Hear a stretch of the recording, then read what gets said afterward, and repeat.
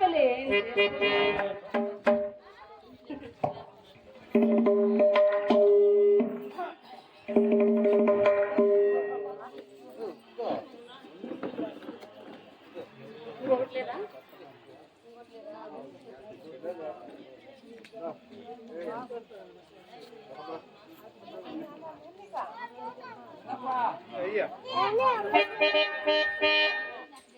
రాధికారమణ గోవింద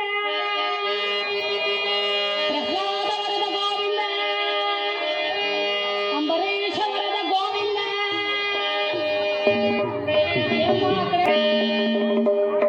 ఏడుకొండలవాడ వెంకటరమణ గోవింద.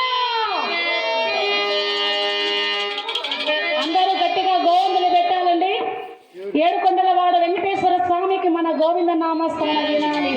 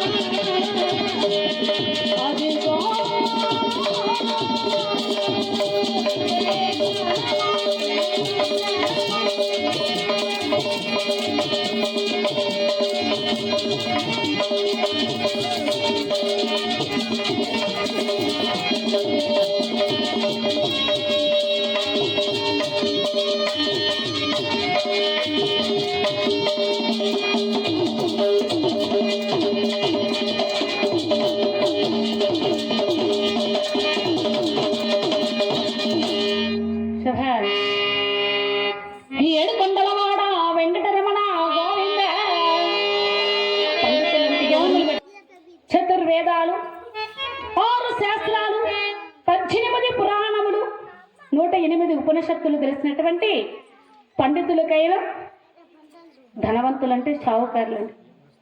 షావుకారులు ఎక్కడ బ్రతుకుతారా? షావుకారులైనా పేదవాళ్ళైనా మరణం అనేటువంటి తప్పదట. మరణము వచ్చడి వేళ ధర దూరిన మింటికెచ్చిన జలదందచ్చిన పరమాయువు తీరు వేళ నిలుపుటకు బ్రహ్మకు వశమా,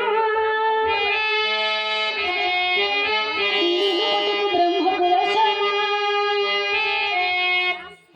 మనలందరినీ ఎవరండి సృష్టించారు? బ్రహ్మదేవుడు. అయితే మన మరణాన్ని ఆపడానికి ఆయనకు కూడా సాధ్యం కాదట. ఆయన కూడా మన మరణాన్ని ఆపలేడు. అందుకే జాతస్య ధ్రువో మృత్యుహో అంటే పుట్టినటువంటి ప్రతి ప్రాణి మరణించక తప్పదట. అదేవిధంగా వైట్ బృందం మీకు అందరికీ తెలిసినటువంటి వారి హార్మోనిస్ట్ గారు, గొప్ప కళాకారులు, సంగీత కోవిదులు, గౌరవనీయులు శ్రీమాన్ మున్స్వామి గారండి. తమిళనాడు, కర్ణాటక, ఆంధ్రాంతా కూడా పేరు ప్రఖ్యాతులు పొందారు. వారికి మా హృదయపూర్వక ధన్యవాదాలు తెలియజేసుకుంటున్నాను. అదేవిధంగా తబలిస్ట్ గారు చాలా బాగా వంచుతున్నారండి. అన్నయ్య గారు, హరినాథ్ అన్నయ్య గారు గొప్ప కళాకారులు. తమిళనాడు, కర్ణాటక, ఆంధ్రాంతా కూడా పేరు ప్రఖ్యాతులు పొందారు. అన్నయ్య గారికి మా యొక్క ధన్యవాదాలు తెలియజేసుకుంటున్నాను. అదేవిధంగా గడ వాయించుతున్నటువంటి వారు బాబు అన్నయ్య గారండి. బాబు అన్నయ్య గారండి గొప్ప కళాకారులు, చాలా వినయవంతులండి అన్నయ్య గారు. అన్నయ్య గారికి మా హృదయపూర్వక ధన్యవాదాలు తెలియజేసుకుంటున్నాను. నా పేరు గీతావాణి, మాది మదనపల్లి అండి. అదేవిధంగా మా గురువర్యులు, నేను ఇక మహాభారత రామాయణం నేర్చుకున్న మా గురువర్యులు గోల్పల్లి వాస్తవ్యులు కలియుగ వ్యాస రామకృష్ణ భాగవతారి గారండి.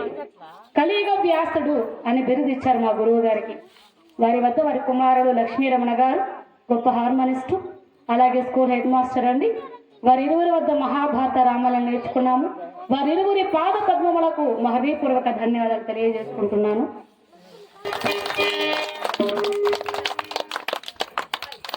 ఏం కథ కావాలండి? పాండవ రాజసూయ యాగము అంటే పాండురాజు స్వర్గం. దీనినే పితృయజ్ఞము అంటారు.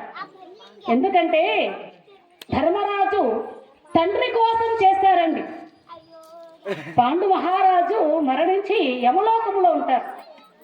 ధర్మరాజు రాజసూయ యాగం చెయ్యగా ఆ యాగ ఫలితముగా పాండురాజు స్వర్గలోకానికి వెళ్తారండి. పాండవ రాజసూయ యాగము ఇలాంటి కథే కోరుకుంటారు. తెలిసిన వాళ్ళ కదా మీకు చెప్పే పనే లేదండి. చాలా గొప్ప కథ కోరుకున్నారు. మహాభారతము 18 పర్వాలు, ఆది పర్వం, సభా పర్వం, అరణ్య పర్వం, విరాట పర్వం, ఉద్యోగ పర్వం, భీష్మ పర్వం, ద్రోణ పర్వం, కర్ణ పర్వం, శల్య పర్వం, సౌప్తిక పర్వం, శాంతి పర్వం, అనుశాసనిక పర్వం, అశ్వమేధ పర్వం, ఆశ్రమవాస పర్వం, స్త్రీ పర్వం, మోసల పర్వం, మహాప్రాస్థానిక పర్వము, స్వర్గారోహణ పర్వం. మహాభారతము 18 పర్వాలు. మహాభారతానికి ఇక వ్యాస భగవానుడు కొన్ని పేర్లు పెట్టారు. అవేమిటంటే మహాభారతాన్ని వినడం వలన మనం చేసుకున్నటువంటి కర్మలన్నీ కూడా నశించిపోతాయట. మనకు తెలియకుండా ఎన్నో పాపాలు చేస్తుంటామండి. ఆ పాపాలన్నీ కూడా పోతాయట. మోక్ష సామ్రాజ్యం, కవిశేఖరులు మహాకావ్య రస ప్రవాహం అంటారు. లక్షణీకులు లక్షణ శాస్త్రం అంటారు. పౌరాణికులు పురాణం అంటారు. ఇందులో 4 వేదాలు ఉన్నాయట. ఋగ్వేదం, యజుర్వేదం, సామవేదం, అథర్వణ వేదం. 5వ వేదమే మహాభారతం. మహాభారతానికి పంచమ వేదం అనే పేరు వచ్చింది. భారతం అనగానేమండి? భా అంటే భక్తి, రా అంటే రక్తి, తా అంటే తత్వం, ను అంటే ముక్తి.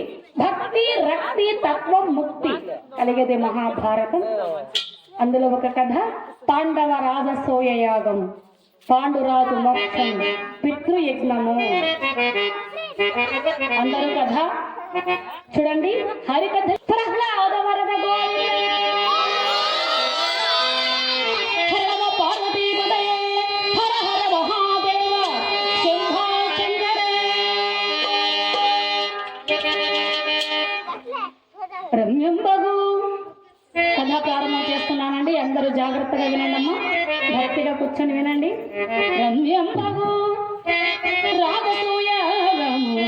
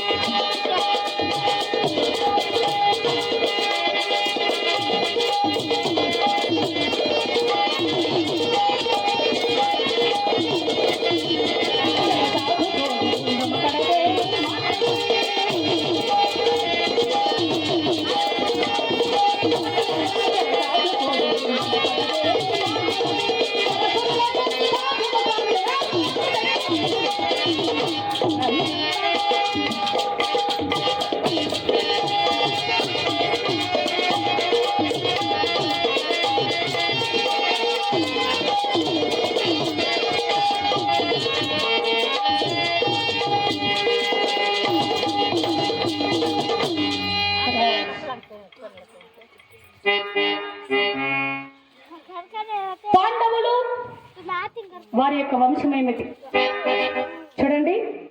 ధరణిపుత్రుడు అంగారకుడు, అంగారకుని తల్లి భూదేవి, భూదేవి సౌతి లక్ష్మీదేవి, లక్ష్మీదేవి తమ్ముడు చంద్రుడు, చంద్రుడి కుమారుడు బుధుడు, బుధుని తాత సముద్రుడు, సముద్రుని అల్లుడు శ్రీకృష్ణ పరమాత్ముడు, శ్రీకృష్ణ పరమాత్ముని భార్య కాళింది, కాళింది తండ్రి సూర్య భగవానుడు, మనకు ప్రత్యక్ష దైవం సూర్యుడు, సూర్య భగవానుడు, సూర్య భగవానుని కుమారుడు యమధర్మరాజు, యమధర్మరాజు కుమారుడు ఇక ధర్మరాజు, ధర్మరాజు తండ్రి పాండు మహారాజు, పాండు మహారాజు తండ్రి వ్యాస భగవానుడు, వ్యాస భగవానుడి కోడలు గాంధారీదేవి, గాంధారీదేవి ప్రథమ కుమారుడు రారాజు దుర్యోధనుడు, దుర్యోధనుల స్నేహితుడు దానవీర సూర కర్ణుడు, కర్ణునికి శత్రువు అర్జునుడు, అర్జునుని తండ్రి దేవేంద్రుడు, దేవేంద్రుని కుమారుడు వాలి, వాలి తమ్ముడు సుగ్రీవుడు, సుగ్రీవుని ఎల్లటువంటి వాడు శ్రీరామచంద్రుడు, శ్రీరామచంద్రుని తండ్రి దశరథ మహారాజు, దశరథ మహారాజు వియంకుడు జనకుడు, సీతను చెరగొన్నటువంటి వాడు రావణ బ్రహ్మ, రావణ బ్రహ్మ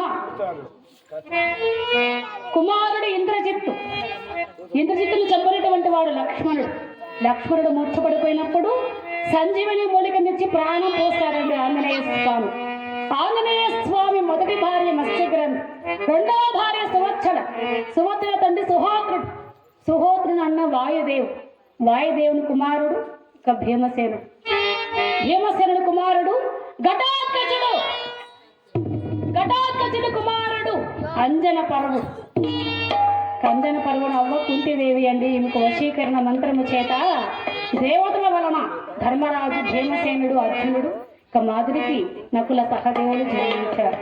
పంచ పాండవులు, మరి పంచ పాండవులకు భార్య ఎవరు? ద్రౌపదీదేవి. అదేమిటండి ద్రౌపదీదేవి 5 మంది భర్తలకు ఇక ఉన్నారు ఆయనకు.